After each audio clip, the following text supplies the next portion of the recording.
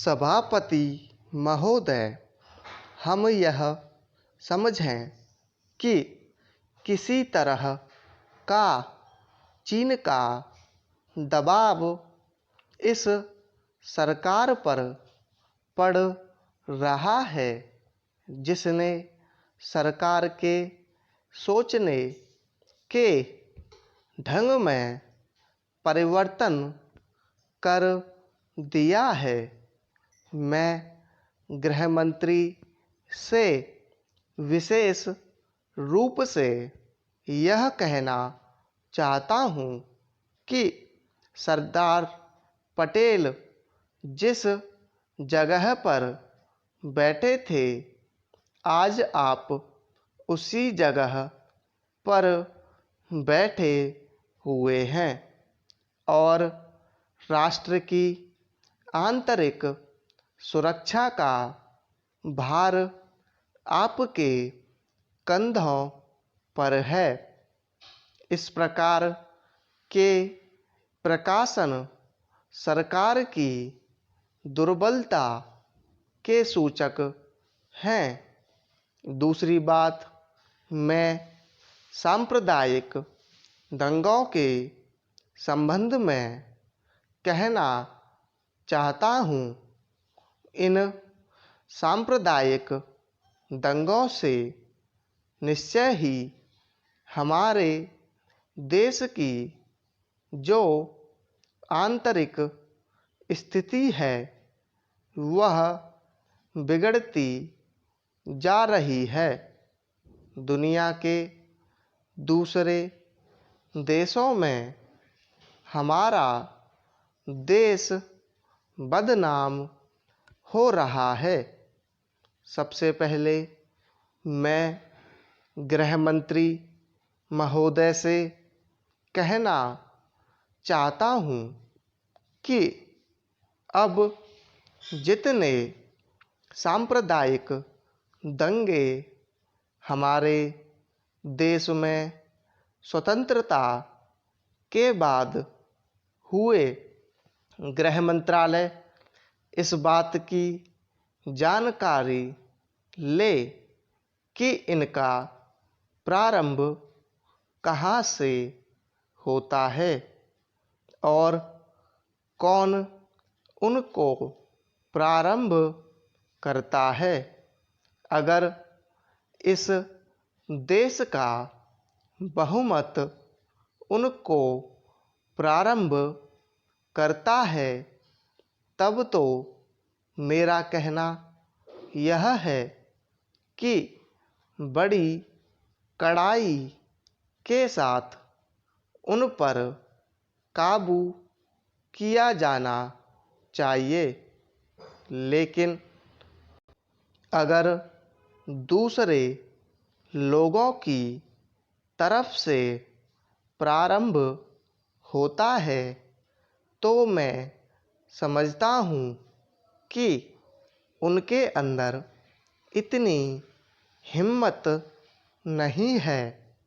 जब वे जानते हैं कि इसका परिणाम यह होगा कि हमको और हमारे दूसरे सहयोगियों को चोट लग सकती है, फिर भी वे इसका प्रारंभ करें, तो मुझे ऐसा लगता है कि कोई तीसरी शक्ति अवश्य है जो आज भी 5 दशकों के पश्चात हमारे सामाजिक जीवन को दुखी बनाना चाहती है। उदाहरण के लिए मैं एक ही बात कहना चाहता हूँ। पहले गृह मंत्रालय जब अपनी वार्षिक रिपोर्ट प्रकाशित करता था, तब उसमें बतलाया जाता था कि हमारे देश में दुनिया के किस किस देश के कितने नागरिक रह रहे हैं, लेकिन अब शायद जानबूझकर गृह मंत्रालय ने अपनी कमी को छिपाने के लिए इन आंकड़ों को देना बंद कर दिया है। लेकिन फिर भी प्रश्नों के उत्तर में कभी कभी कुछ इस प्रकार के आंकड़े सामने आ जाते हैं। अभी हाल में जब यहाँ पूछा गया कि हमारे देश में पाकिस्तान के कितने नागरिक ऐसे हैं जो पासपोर्ट लेकर रह रहे हैं, तब उत्तर में सरकार ने बतलाया कि इस समय पासपोर्ट के आधार पर भारत में रह रहे पाकिस्तानी नागरिकों की संख्या लगभग 217,000 है।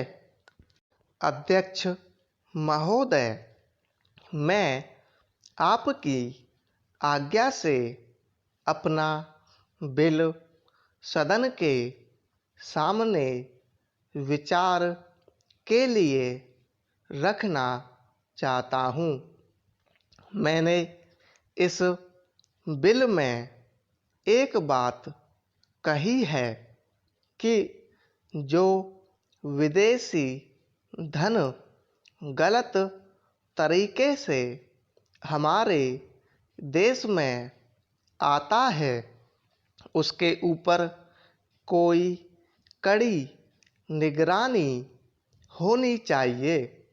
मैंने इस बिल में यह भी कहा है कि कोई भी पार्टी, कोई भी संस्था, कोई भी आदमी अगर विदेशों से धन लेता है तो उसकी सूचना तुरंत सरकार को दी जानी चाहिए। उस आदमी या उस संस्था के लिए यह भी अनिवार्य हो कि उस राशि का पूरी तरह से लेखा जोखा रखे और एक वर्ष के बाद उस राशि के खर्च का पूरा लेखा जोखा सरकार के पास भेजे, ताकि सरकार को मालूम हो सके कि कितना धन विदेशों से आया तथा वह किस प्रकार खर्च हुआ। इस सदन में इस संबंध में अनेक बार बहस हो चुकी है।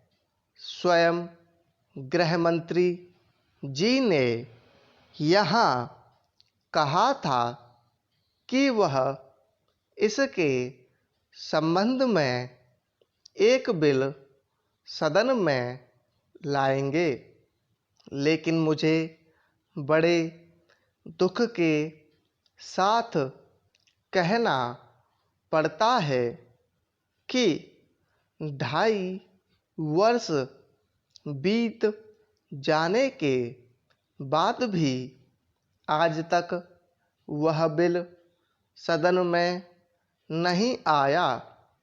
आज अगर कोई यह कहे कि मैंने यह पैसा अमेरिका से लिया है या चीन से लिया है या अन्य देश से लिया है तो उसके ऊपर आज कोई भी मुकदमा नहीं चल सकता।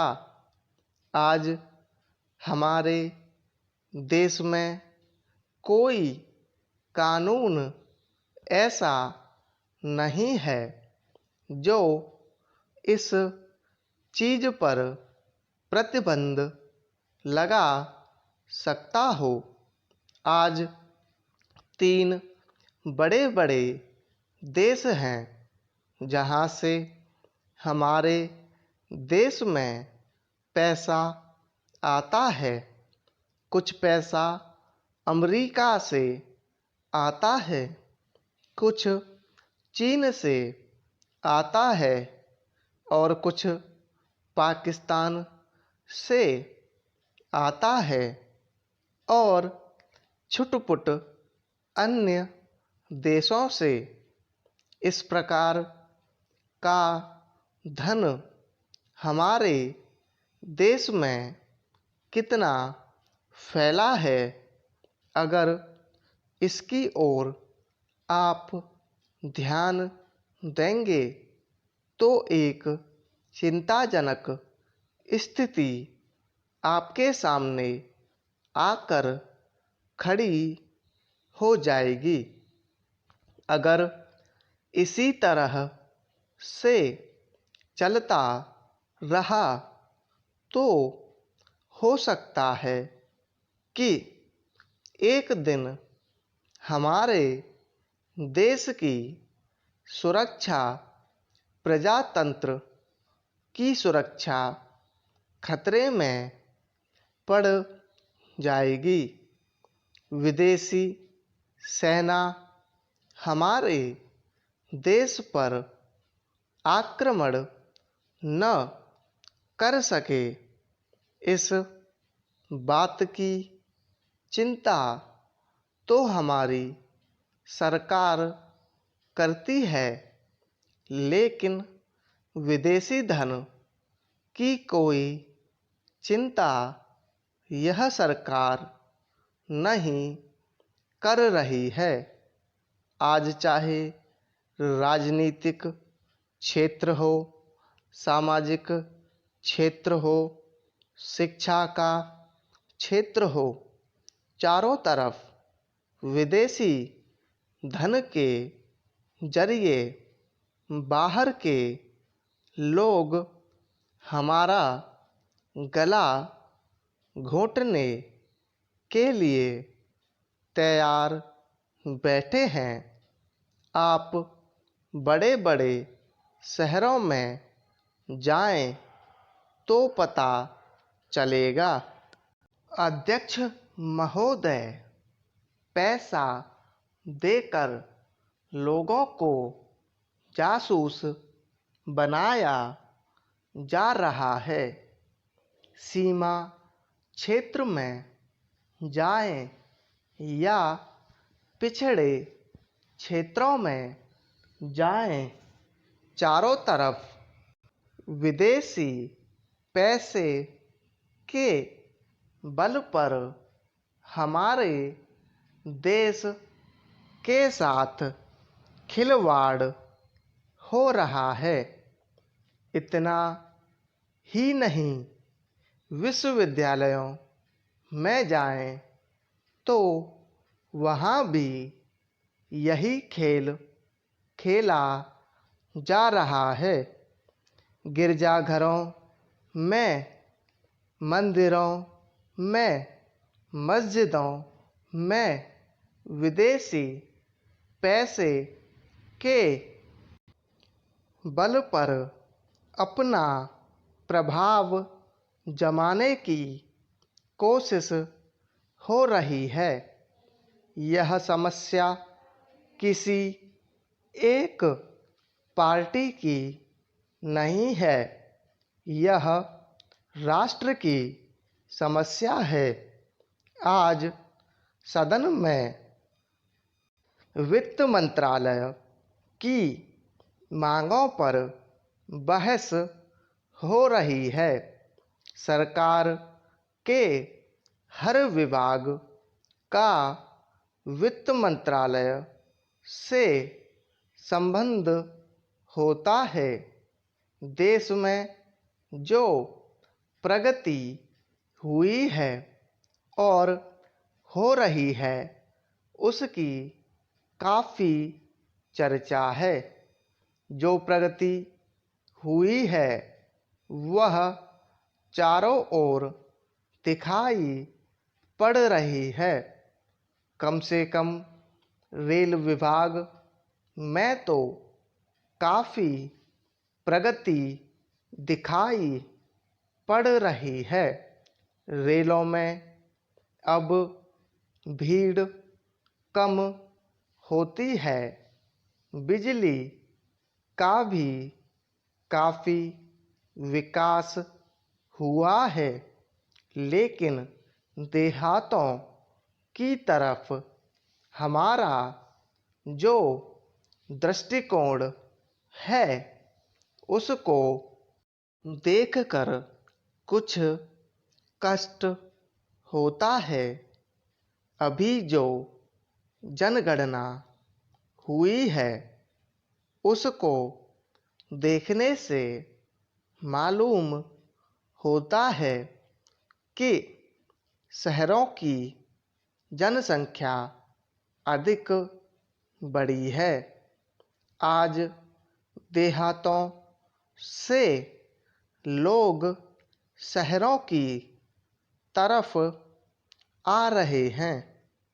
हमारे राष्ट्रपिता ने कहा था कि लोग देहातों में बसें, देहातों के जीवन को पवित्र करें।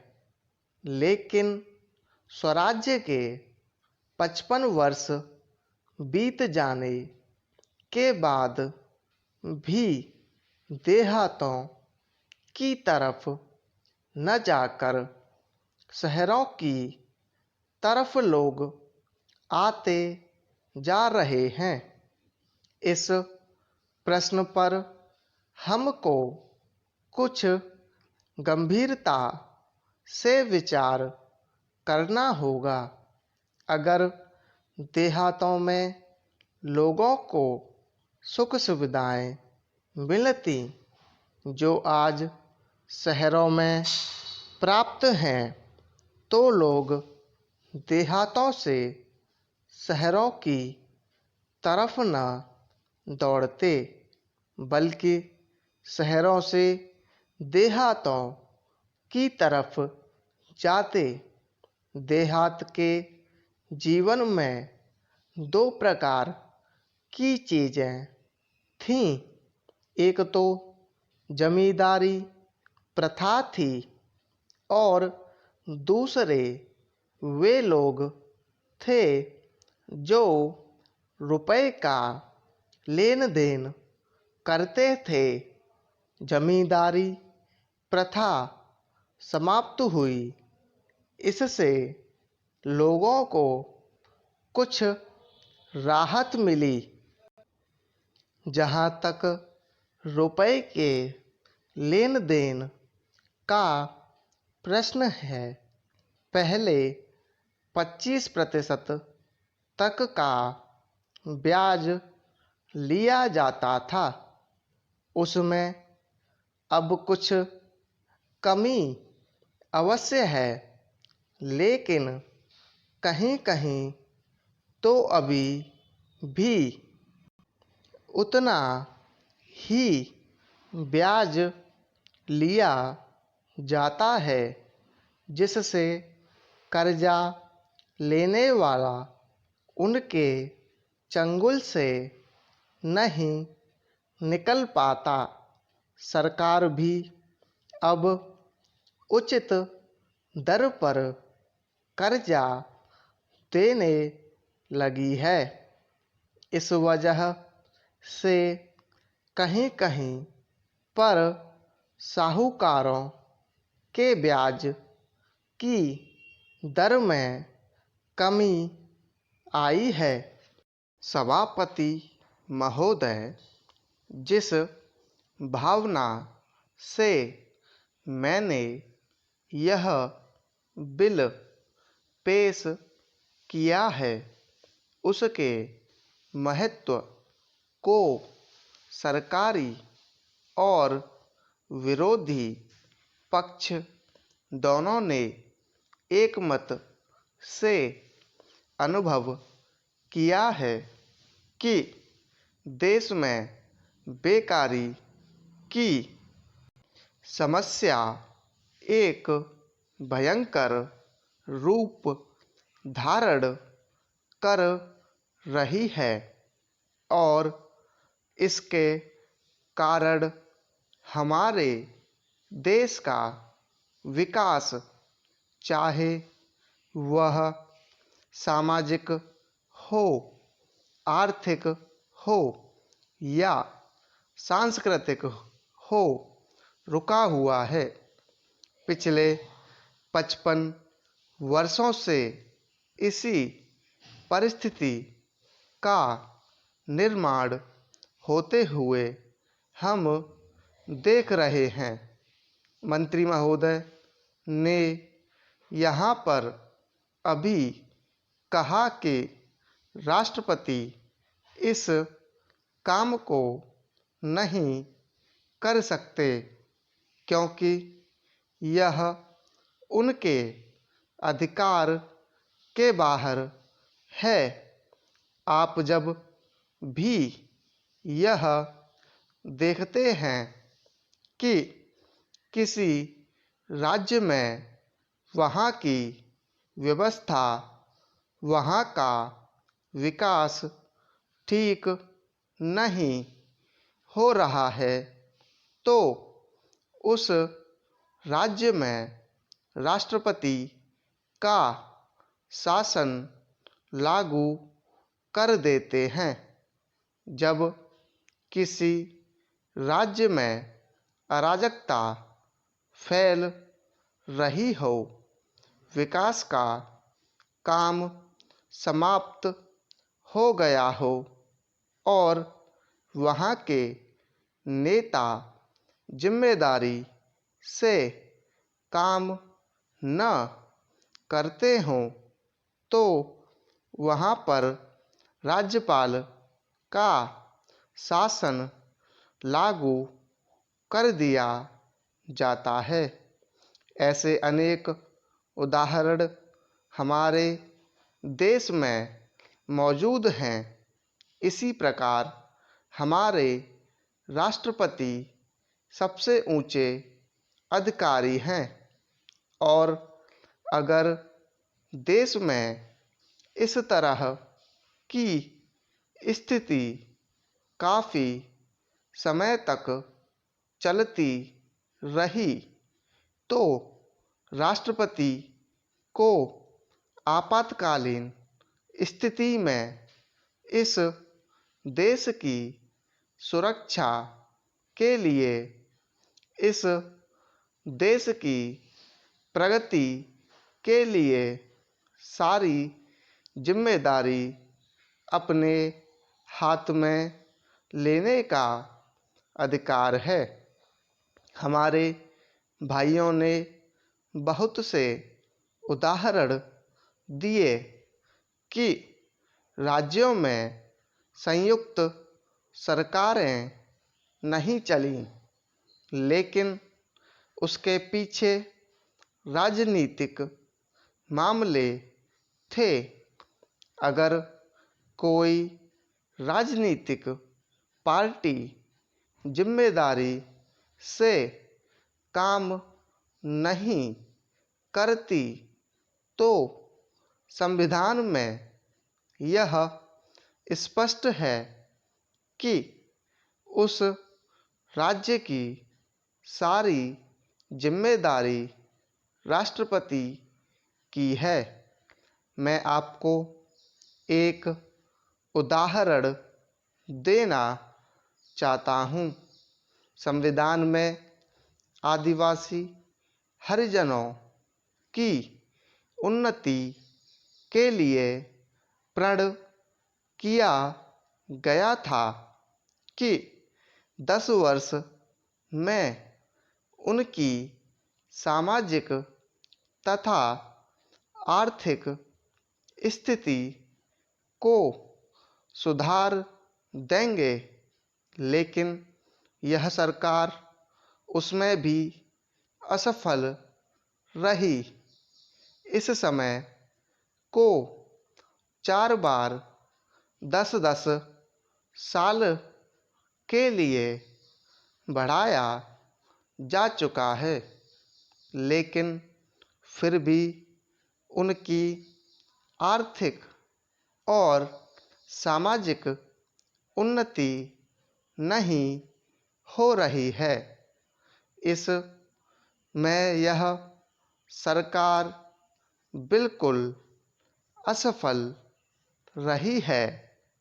पिछले सत्र में इस विषय पर सरकार के विरुद्ध अविश्वास का प्रस्ताव भी आया था।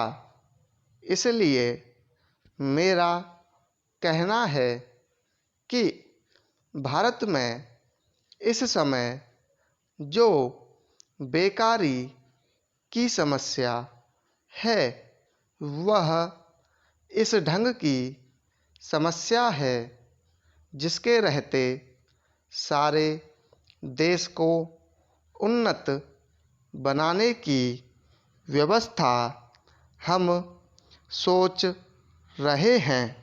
सभापति महोदय, वह केवल एक स्वप्न ही रह जाएगा। ऐसी स्थिति में मैं अनुभव करता हूँ कि आपातकाल की घोषणा की जाए और इस देश के जो बुद्धिमान लोग हैं उनको लेकर एक सर्वदलीय सरकार स्थापित की जाए। हम यह अनुभव करते हैं कि जिस तरह का शासन इस समय चल रहा है उससे देश की कोई भी समस्या हल होने वाली नहीं है, बल्कि इस सरकार की गलतियों से समस्याएं बढ़ती जा रही हैं। राष्ट्र की आंतरिक सुरक्षा के विषय में जो बिल मंत्री महोदय ने प्रस्तुत किया है उस पर अब तक जितने भी भाषण हुए हैं उनको मैंने बड़े ध्यान से सुना है। माननीय सदस्यों ने व्यक्तिगत स्वतंत्रता की लपेट में बहुत सारी बातें कही हैं और हमारे दल की ओर इशारा करते हुए कहा कि हम भी इसके औचित्य के संबंध में फिर से विचार करें। मैं जहाँ तक समझ पाया हूँ हमारे गृह मंत्री जी को इस बिल को प्रस्तुत करने में कोई सुख नहीं हुआ, बल्कि वर्तमान परिस्थितियों को दृष्टि में रखते हुए उनको दुख हो रहा है। आज जब हम नागरिक सुरक्षा, व्यक्तिगत सुरक्षा और स्वतंत्रता की बात करते हैं तो सबसे पहले उसमें व्यक्तिगत सुरक्षा की बात आती है। प्रत्येक नागरिक इस राष्ट्र की अपनी सत्ता में रहकर सुरक्षित रहना चाहता है। हमने इस बात की सुरक्षा अपने संविधान में दी है और हम यह आशा करते हैं कि राजनीतिक दलों में आपसी मतभेद होते हुए भी राजनीतिक मतभेद का आदर होना चाहिए।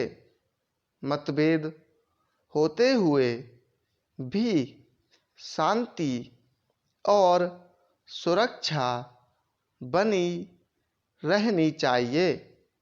माननीय सदस्य पूछते हैं कि ऐसी कौन सी असाधारण परिस्थिति आ गई थी जिसके कारण आपको नज़रबंदी बिल लाना पड़ा।